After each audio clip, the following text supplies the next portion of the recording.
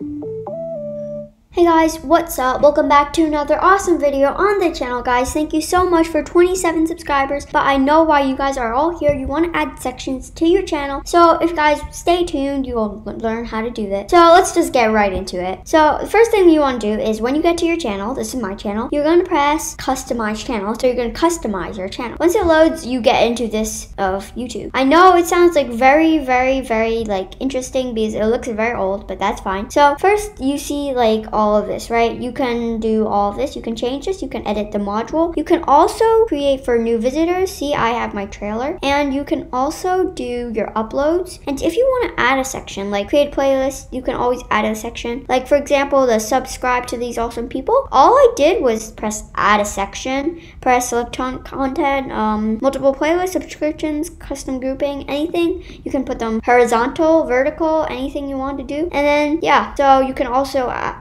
change this. You can delete it if you want, but I like to have that there. So if you guys enjoy the video, be sure to smash that like button, subscribe, and turn on all notifications so you get notified every single time I upload a video, guys. Thank you guys so much for 27 subscribers. Thank you. Bye.